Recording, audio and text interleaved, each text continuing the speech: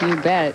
Now let's see how Dede Davidson accepts the challenge here in Garland, Texas, after a less than spectacular performance from the top seed a week ago. Dede has the opportunity to pick and choose which lane she'd like to start on, or put the pressure on Sue and make her finish. Well, Dede has actually put the pressure on herself, so apparently she likes lane 36 better.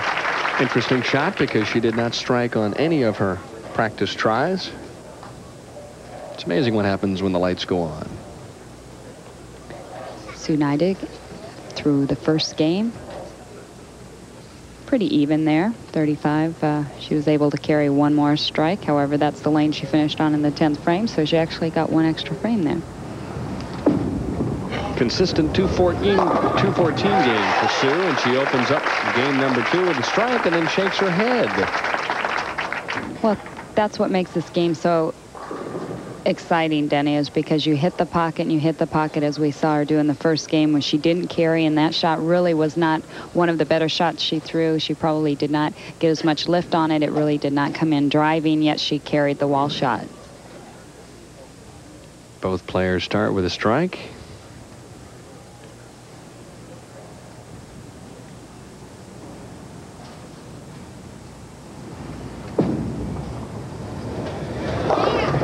A light hit this time on lane 35 for Sue Neidig. Now, two lefties pretty different in style, as Dede is very aggressive, very emotional, very quick type of player, even though she has slowed down quite a bit. Sue Neidig, very deliberate and, like you mentioned, methodical and very slow.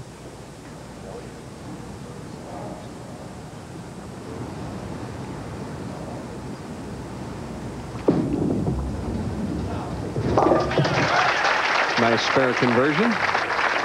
So she continues to plod along. Well, let's see if Dede can double up and get the crowd revved up a little bit here. If any player could do it, Dede likes to get that crowd behind her. It really does pump her up, makes her concentrate harder. So you see, she's had the edge throughout the week over Sue Neidig, but all that goes out the window when you get to the championship round. And I'll be honest with you, you don't even remember those scores. Back-to-back strikes, and the effort is applauded here by the bowling fans in the greater Dallas area. Dede's been trying to slow up. Now, she's made some great changes in her game. She's been working with Larry Matthews, stayed down that time, very solid. And Dede's going to run him out for you and get the crowd involved here. Leading by 10, could make it 20 here with a strike on lane 35.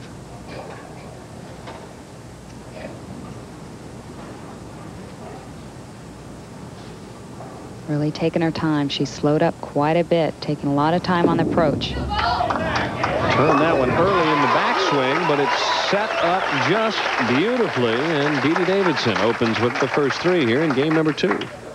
A big smile from Dede, so you can see she told me that she just wanted to come out and really just try to be loose and have some fun. She said, last week I really wanted to win, and she said that's probably why I didn't. It's one of the major problems.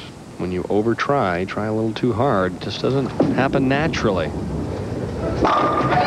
Sue Neidig with a strike of her own in the 3rd, with a double here, would cut the lead back to 10. Well, that's where those relaxation tapes that we talked about in the first game, Denny, come in handy, because once you start listening to those, that really helps you stay calm. So you're saying that I need to try those when we do the shows? Well, because I have a tendency once in a while to get a little bit excited. Overexcited? Sure. Well, but we need that excitement, so I think you need a pass on those relaxation tapes. Okay. Just a thought. Maybe we'll try that for one of them. See what happens. Ooh, wall shot for Sue Neidig. So this one begins to perk up just a little bit in Garland, Texas. Dede eyes the scoreboard, realizes she leads by 10. We'll be back with more of match number 2 right after this. Sue Neidig at home spends a lot of time involved in aerobics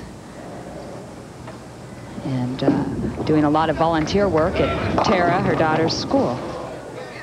Well, pins keep rolling around, but 9 count is the best that she can do.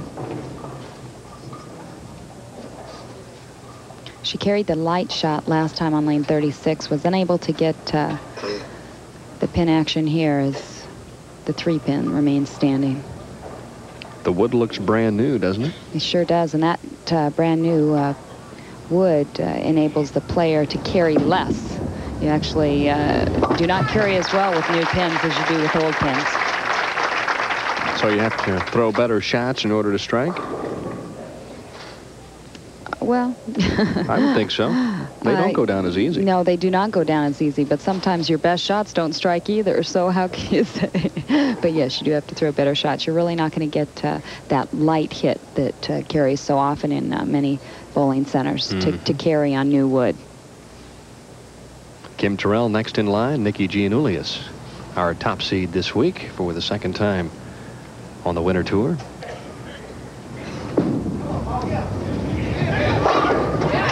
Somebody said, come on, ball, get up, and it did in the 6th frame.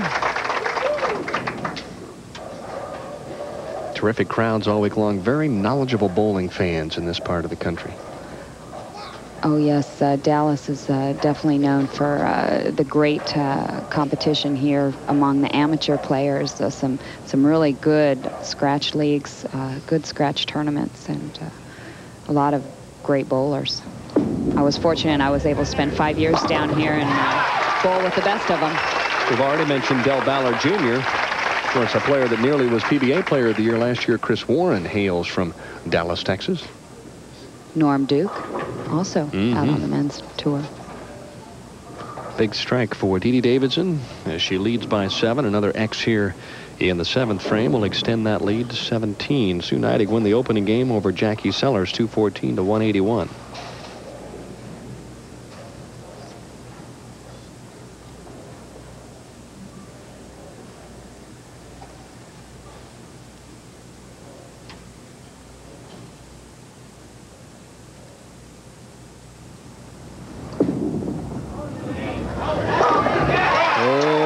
Excellent shot in the 7th frame, and that was all business for Dede Davidson, who now leads by 17.